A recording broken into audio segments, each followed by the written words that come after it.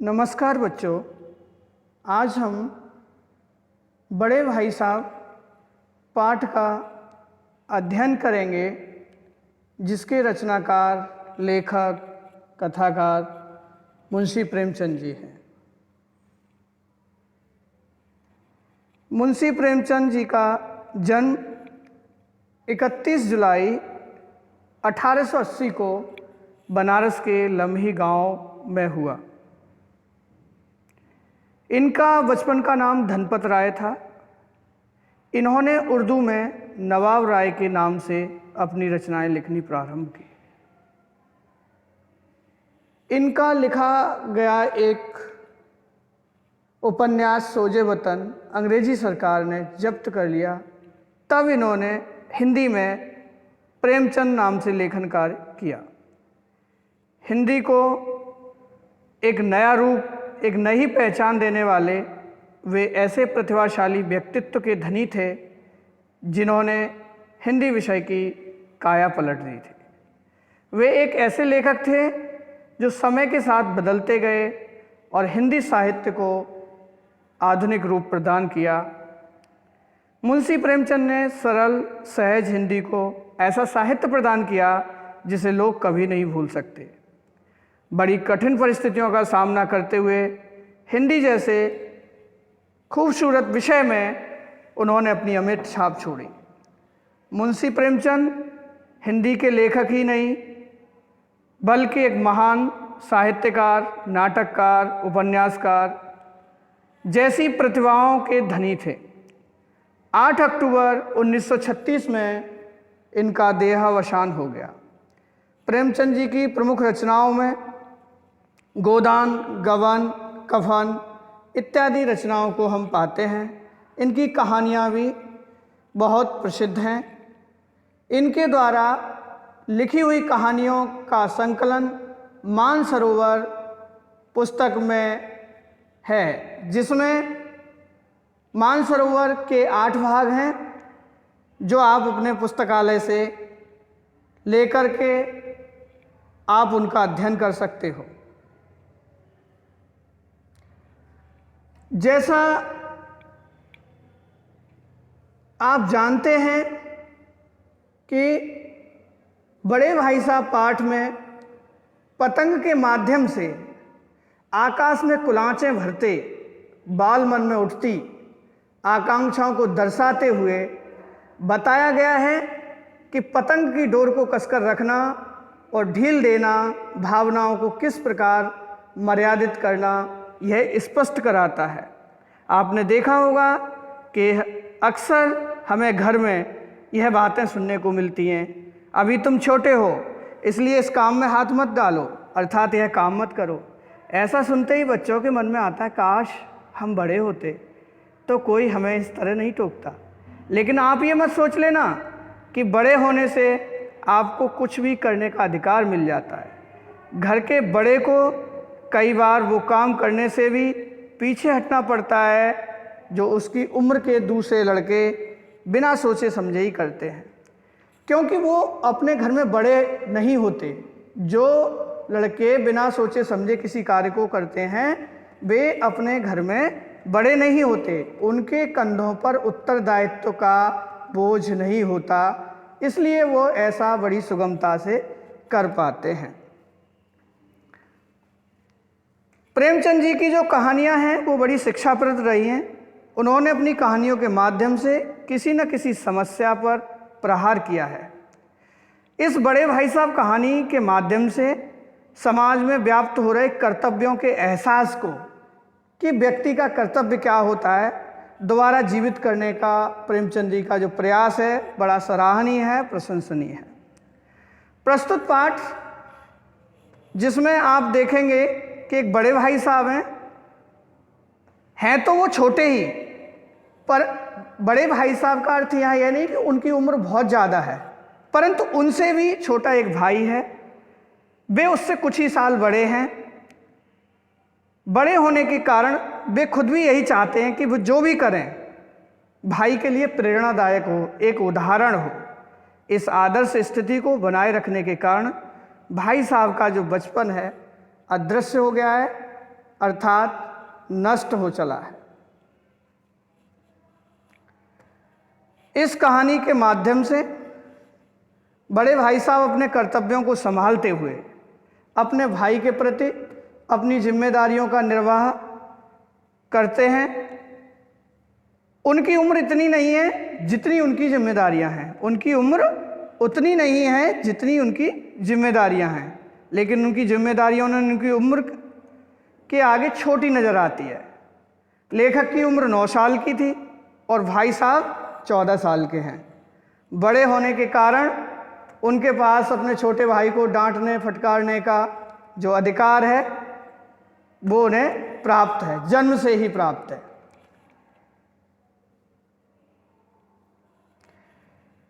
पाठसार के माध्यम से हम जानते हैं संक्षिप्त सारांश। लेखक लिखते हैं कि मेरे बड़े भाई साहब मुझसे 5 साल बड़े थे, लेकिन 3 दर्जे आगे। वह जल्दबाजी में कोई काम लेना पसंद नहीं करते थे। वे 1 साल का कार्य 2 साल में करते थे। उनका मानना था कि जितनी नींव मजबूत होगी इमारत उतनी ही मजबूत बनेगी। इसलिए वो अपने प्रारंभिक ज्ञान को और अधिक मजबूत करना चाहते थे। वह स्वभाव से बड़े अध्ययनशील थे। किसी भी कार्य को जब करने लगते थे तो एक ही वाक्य को 10-20 बार लिखते थे। उनकी कॉपी पर कई बार छोटे भाई ने ये चीज़ें देखी और समझने की कोशिश की, परंतु उसे उनकी अध्ययन की यह तरीका कम समझ में आता था। जबकि छोटा भाई उनके बड़े भाई के स्वभाव के बिल्कुल विपरीत था। वह खेलने कूदने में ज़्यादा रुचि रखता था। 1 घंटा भी किताब लेकर बैठना छोटे भाई के लिए एक पहाड़ के समान था, उसे पहाड़ जैसा लगता था। वह हॉस्टल से निकलकर मैदान में आ जाता, कभी कंकरियाँ उछालता, कभी कागज़ की तितलियाँ उड़ाता, और कोई साथी मिल गया तो पूछना ही क्या। अगर छोटे भाई को कोई साथी मिल जाता तो फिर पूछना ही क्या।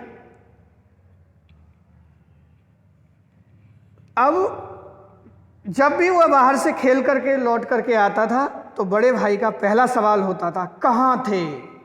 हमेशा यही सवाल इसी ध्वनि में पूछा जाता और इसका जवाब केवल मौन था। छोटा भाई मौन हो जाता था। यहाँ भ्रातृत्व स्नेह भी दर्शाया गया है और बड़े भाई का कर्तव्य और अधिकार की तरफ भी प्रेमचंद जी ने संकेत किया है। बड़े भाई उसे समझाते हुए कहते थे कि अगर तुम इसी तरह अंग्रेजी पढ़ोगे तो ज़िंदगी भर पढ़ते रहोगे, एक हर्फ एक अक्षर नहीं आएगा। अंग्रेजी पढ़ना कोई हंसी खेल नहीं है, जो चाहे पढ़ ले। ऐरा गैरा नत्थु खैरा, यहाँ एक मुहावरे का प्रयोग किया है। सभी अंग्रेजी के विद्वान हो जाते। यह लताड़ सुनकर के छोटा भाई आंसू बहाने लगता। उसे लगता कि ये काम मेरे बूते के बाहर है, इसमें हाथ डालकर मैं क्यों अपनी ज़िंदगी खराब करूं। मुझे अपना मूर्ख रहना मंजूर था, लेखक लिखते हैं, लेकिन उतनी मेहनत से जितना बड़े भाई करते थे उसे चक्कर आने लगते। अब भाई की बातें सुनकर कभी हिम्मत टूट जाती, कभी हिम्मत बंध जाती, तो एक नया टाइम टेबल बना लेते कि आज से हम बहुत अच्छा अध्ययन करेंगे, पढ़ेंगे। लेकिन टाइम टेबल बना लेना अलग बात है और उस पर अमल करना एक अलग बात है। पहले ही दिन उसकी अवहेलना शुरू हो जाती, टाइम टेबल पर अमल नहीं किया जाता। बड़े भाई साहब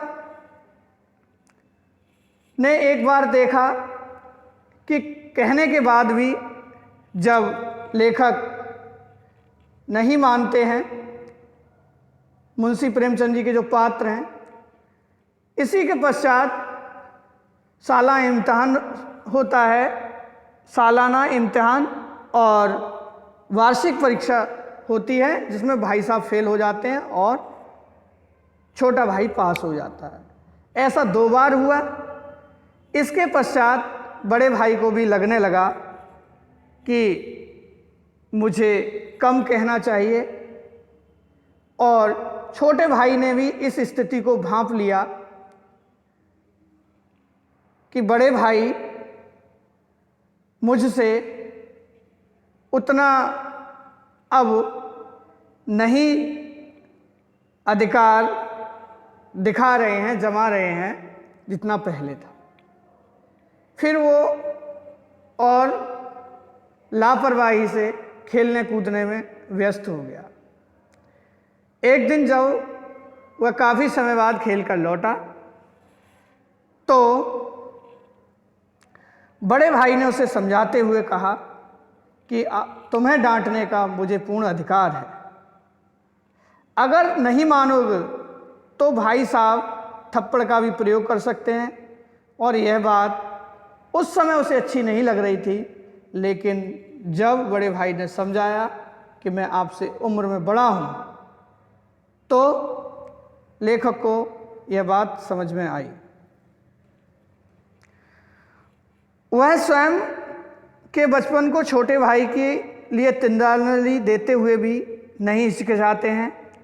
उन्हें इस बात का एहसास है कि उनके एक गलत कदम से छोटे भाई का भविष्य बिगड़ सकता है। दुनिया को देखने, परखने तथा बुजुर्गों के जीवन से हमें अनुभव रूपी ज्ञान प्राप्त कर लेना आवश्यक होता है। इसीलिए वे हेडमास्टर साहब का उदाहरण देते हैं कि घर का खर्चा चलाने के लिए किस तरह हेडमास्टर साहब सभी व्यवस्थाएं अच्छे से नहीं कर पाते हैं, परंतु उनकी जो माँ हैं वो उतने ही धन में घर की पूरी व्यवस्थाएं कर देती हैं। तो इसलिए व्यवहारिक ज्ञान भी अति आवश्यक है, ऐसा वो कहते हैं। इसलिए उनके अनुसार अनुभव पढ़ाई से ज़्यादा महत्वपूर्ण है, जिससे जीवन को परखा और संवारा जाता है, जीवन को समझने की समझ आती है। एक 14 साल के बच्चे द्वारा उठाया गया यह कदम छोटे भाई के भविष्य की नींव रखता है। यही आदर्श बड़े भाई को छोटे भाई के सामने और भी ऊंचा बना देते हैं। उसे अपनी गलती का एहसास हो जाता है और बड़े भाई का वह सम्मान करता है। इस कहानी से हमें सीख मिलती है कि मनुष्य उम्र से नहीं, अपने किए गए कामों और कर्तव्यों से बड़ा होता है। वर्तमान युग में मनुष्य विकास तो कर रहा है, परंतु अपने आदर्शों को भूलता जा रहा है। भौतिक सुख एकत्र करने की होड़ में हम अपने आदर्शों को छोड़ चुके हैं। हमारे लिए आज भौतिक सुख ही सब कुछ है। इसलिए नैतिकता का जब तक हमारे अंदर विकास नहीं होगा, हमारा भौतिक सुख, भौतिक तरक्की, भौतिक उन्नति हमारे जीवन के लिए अत्यधिक उपयोगी नहीं है। बड़े भाई साहब के अनुसार जीवन की समझ अनुभव रूपी ज्ञान से आती है। उन्होंने यह बात अपनी अम्मा का उदाहरण देकर भी समझाई कि हमारी अम्मा ने कोई दर्जा पास नहीं किया, दादा भी शायद 5वीं 6ठी जमात से आगे नहीं पढ़े थे, लेकिन हम चाहें तो दुनिया की सारी विद्या पढ़ लें, अम्मा दादा को हमें समझाने का कोई अधिकार नहीं होगा। इसलिए मुझे आपको, छोटे भाई को समझाने का पूरा अधिकार है। पुस्तकी ज्ञान से हर कक्षा पास करके अगली में प्रवेश मिलता है, लेकिन यह पुस्तकी ज्ञान अनुभव के उतारे बिना अधूरा है। वे लेखक को कई बार बड़े बड़े राजाओं का भी उदाहरण देते थे कि आज तक घमंड किसी का नहीं चला। इसलिए पास हो जाना, जब छोटा भाई पास हो गया था, पास हो जाना और फिर लापरवाह हो जाना, ये किसी भी दृष्टिकोण से ठीक नहीं है।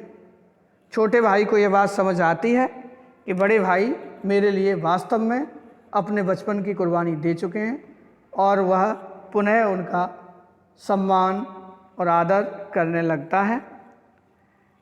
इसी के साथ ही बड़े भाई कहानी का अध्याय समाप्त होता है। धन्यवाद।